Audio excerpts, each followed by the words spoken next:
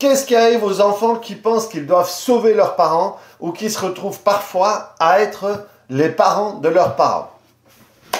Salut à toi, aujourd'hui je vais te parler de la situation de ces enfants qui vivent avec des parents qui ont du mal à être vraiment parents, ou la figure paternelle ou maternelle qu'on se représente, qui doit être constructive pour les enfants, eh bien, des parents, je ne sais pas moi, qui peuvent rentrer dans la dépression, qui peuvent être handicapés, qui peuvent être victimes, qui peuvent être dépendants à l'alcool ou quoi que ce soit, ou qui sont complètement enfants, et où tout d'un coup, à un moment, la situation est telle que l'enfant croit qu'il doit sauver son parent, croit que lui doit mettre en place quelque chose pour aider son parent à sortir de là.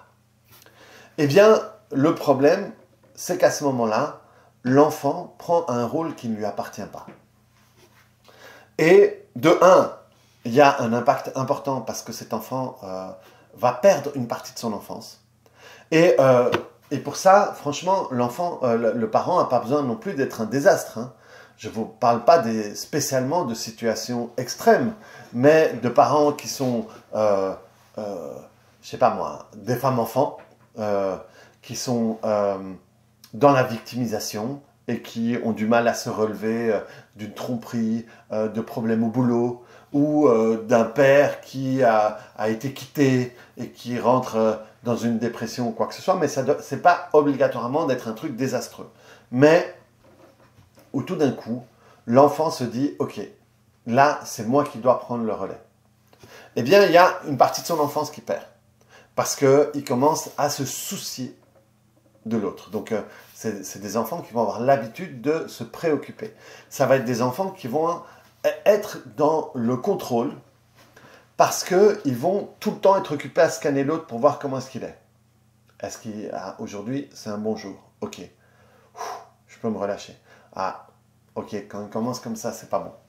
Et donc, constamment occupés à scruter, ça veut dire que ce sont des gens qui vont avoir l'habitude de scruter l'autre, qui vont avoir l'habitude de projeter comment ce que l'autre peut être pour ou se défendre si, par exemple, il y a aussi ça avec les enfants battus, hein, ou de parents violents, vont toujours être en train de scruter pour prévoir. Et quand ils font ça, ils ne sont pas occupés à jouer à leur truc. Ils ne sont pas occupés à vivre ce que vit un enfant. Ils ne sont pas occupés à se développer comme un enfant, ils sont occupés à se développer comme un adulte. Et le pire, c'est qu'à un moment, ils vont avoir la mission, et pour eux, hein, c'est ce qui va se passer dans leur tête, ils vont avoir la mission qu'ils doivent régler le problème de leurs parents, qu'ils doivent rendre leurs parents heureux, qu'ils doivent sauver leurs parents. Et là, c'est là le drame, comme disait l'autre, parce que on ne peut pas, et je te dis, moi j'ai fait des milliers d'heures sur des milliers de clients de thérapie, je ne peux pas sauver l'autre, je ne peux pas guérir l'autre. Et donc, personne ne peut guérir quelqu'un d'autre. C'est toujours un travail interne, à un moment dire stop, hein, quand on arrive à une certaine limite, quand on touche le fond, à un moment on dit stop, et ensuite on commence à mettre des choses en place. Et quand on commence à mettre des choses en place, c'est pas à ce moment-là que ça se règle. Ça peut être un long processus si on le fait tout seul. Ou alors un moins long si on va voir quelqu'un. Mais il faut à un moment se dire stop, je vais voir quelqu'un, et surtout, je mets du mien. Parce qu'il y a des gens qui vont voir des clients, des thérapeutes, comme en attente d'une baguette magique et en mettant rien d'eux. Eh ben, c'est des gens chez qui ça prend des plombes, quoi. Et donc, là, l'enfant, il a comme mission que son parent aille mieux. Et dans la majorité des cas, il n'y arrive pas. Donc, il n'a pas pu sauver l'autre. Et donc, il développe une sensation de ne pas être assez bien. Hein, ça, c'est évident, vu qu'il n'a pas pu sauver. Donc, il a échoué. Et là où ça devient plus embêtant, c'est qu'à un moment, il peut se dire j'y suis pas arrivé avec elle, mais il faut que j'arrive avec quelqu'un d'autre.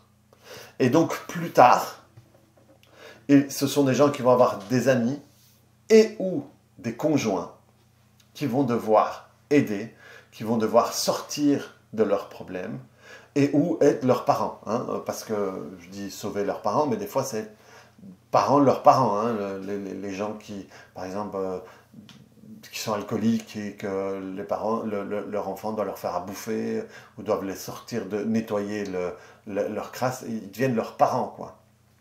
Et donc, s'ils ne parviennent pas à le sauver, ils ont échoué. Et donc, quand ils ont échoué, ou ça les emmène au 36e dessous, ou alors, ils vont retenter le coup, parce que je ne veux pas terminer sur un échec. Et donc, ils vont se trouver d'autres conjoints, des fois avec exactement les mêmes problèmes. Il y a des enfants d'alcooliques qui vont se mettre avec des alcooliques et qui vont dire « non, je vais le sauver ».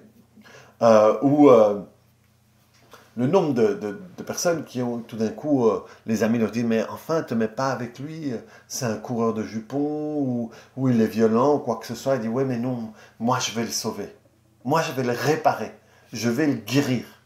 Et en réalité, cette illusion vient de l'espoir de pouvoir réussir quelque chose qu'ils ont échoué auparavant. Et donc, ils vont devenir en réalité, sans se rendre compte, codépendants de leur conjoint, parce qu'ils vont à la fois avoir besoin qu'ils aillent mal, parce que s'ils vont mal, mais eux, ils ont un objectif, ils ont un rôle, hein, vu qu'ils ont été psy, ils ont été infirmiers, ils ont été tout ça avec l'autre. Et donc là, ils ont un rôle à dire « ah, il va mal, donc s'il va mal, moi j'existe. » Vu que moi, je suis là pour l'aider à aller mal. Bon lapsus. C'est un lapsus révélateur, hein, parce que le problème, à ce moment-là, on se retrouve dans une situation où il y a le serpent qui se mord la queue. Pourquoi j'ai fait ce lapsus?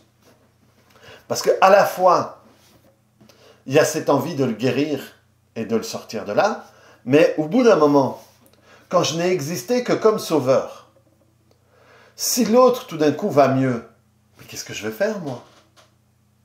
Et donc, je me retrouve dans une situation où, à la fois, il y a une partie de moi qui dit « je veux le sortir de là, parce que comme ça, j'aurais réussi ce que j'ai échoué auparavant », mais il y a aussi une autre partie de moi qui se dit « s'il va mieux, je deviens quoi, moi ?» Et donc, il y a à la fois une envie qu'il aille mieux et une envie qu'il n'aille pas mieux. Et donc, c'est pour ça qu'il y a, j'ai fait ce lapsus, et c'est pour ça qu'il y a le serpent qui se mord la queue. Et tout ça va être dirigé par ce lien qui s'est créé entre l'enfant et son parent, et les rôles qui se sont figés à ce moment-là. Et ils se sont figés et ils continuent à jouer ce même truc. Et des fois, les gens se retrouvent...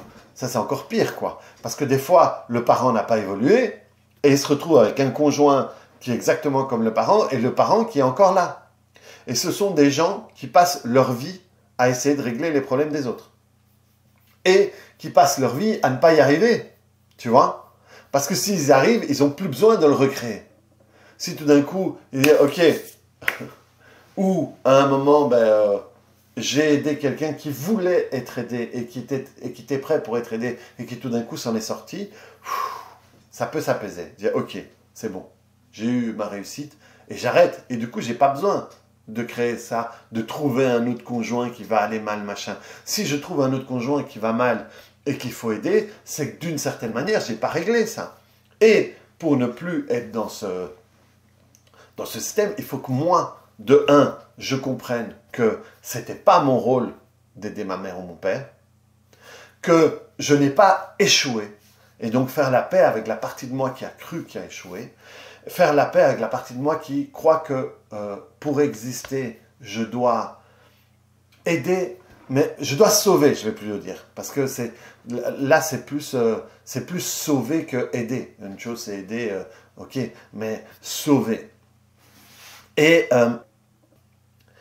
donc je dois faire la paix avec tout ça. Et dès que je fais la paix avec tout ça, en me disant ok, j'existe simplement parce que je suis là pour autre chose et j'ai pas besoin de tout ça. Donc je peux tout d'un coup me diriger vers un conjoint qui n'a pas besoin de moi pour exister, qui n'a pas besoin de moi pour être bien, qui n'a pas besoin de moi financièrement, qui n'a pas besoin de moi pour quoi que ce soit. Et à ce moment-là, ça détend vachement. Parce que cette sensation d'avoir échoué, c'est une sensation qui les accompagne tout le temps inconsciemment. Tout ça, ça se passe inconsciemment. Et donc, ils peuvent, s'ils ont de la chance, ils vont le répliquer que dans le relationnel perso, mais sinon, ils peuvent le faire dans leur vie. Des fois,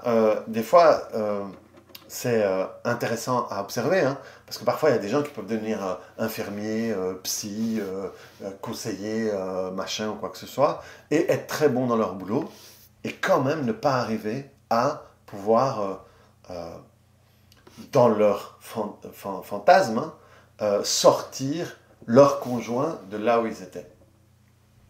Et le truc, c'est que leur expérience dans le traumatisme ou expérience dans cette relation-là leur a permis d'avoir une aptitude qu'ils ont pu transformer en profession.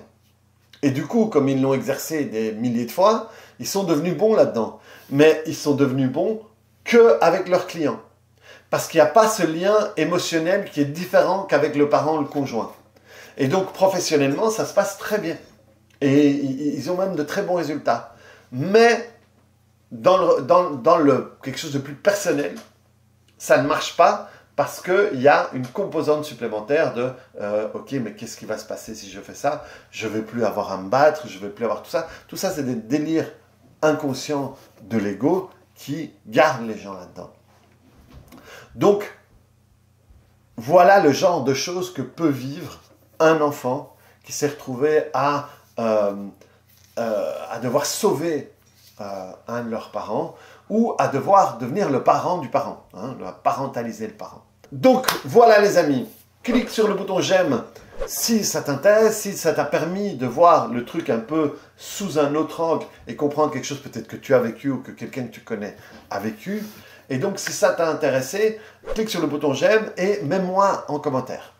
Je voulais te dire que j'ai créé un groupe Facebook qui est ici en dessous, qui est complètement gratuit, qui va être dédié au traumatisme.